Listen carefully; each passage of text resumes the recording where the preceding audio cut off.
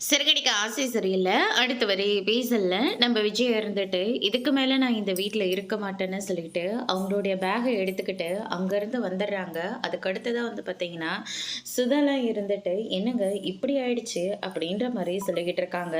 வந்தவங்களும், "சரி வசந்த், நாங்க கிளம்புறோம்" அப்படின்னு சொல்லிட்டு, வாசுதேவன் கிட்ட சொல்லிட்டு, அங்கருந்து கிளம்பி போறாங்க. "நல்ல மரியாதை குடுத்தீங்க" அப்படின்னு சொல்லிட்டு, ரொம்பவே வருத்தப்பட்டுட்டு, வந்தவங்க எல்லாரும் திரும்பி போயிட்டு இருக்காங்க.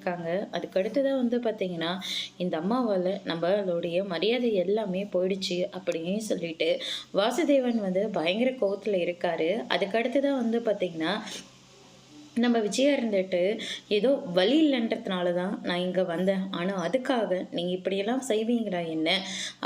இனிமே நான் இந்த வீட்ல இருக்கவே மாட்டேன்னு சொல்லிட்டு கிளம்பி போயிட்டே இருக்கிறாங்க. மாப்பிள வந்துரட்டும். மாப்பிள்ளைய கொண்டு போய் விட சொல்றேன். அமைதியா இருங்க அப்படின்ற மாரி சொல்லிட்டு இருக்காங்க. உங்களுக்கு என்ன அவமானம்? எங்களுக்கு தான் ரொம்ப அவமானமா இருக்கு.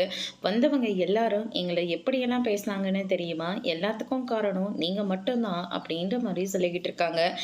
உங்களுடைய பார்ட்டினா, நீங்க மட்டும் தான் செலிப்ரேட் பண்ணிட்டு இருக்கணும். அத விட்டுட்டு, என்ன போய் டான்ஸ் ஆட சொல்லிட்டு இருக்கீங்க, அப்படின்னு சொல்லிட்டு விஜய் ஒரு பக்கம் பயங்கரமா கோவப்பட்டுட்டு இருக்காங்க.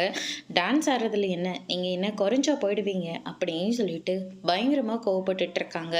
சுதா, இவங்கள என் கண்ணு முன்னாடி நிக்க வேண்டாம்னு சொல்லு, அப்படின்னு சொல்லிட்டு வாசுதேவன் ஒரு பக்கம் சொல்லிட்டு இருக்காரு. அதோட இன்னைக்கான ப்ரோமோ முடிச்சிருக்காங்க.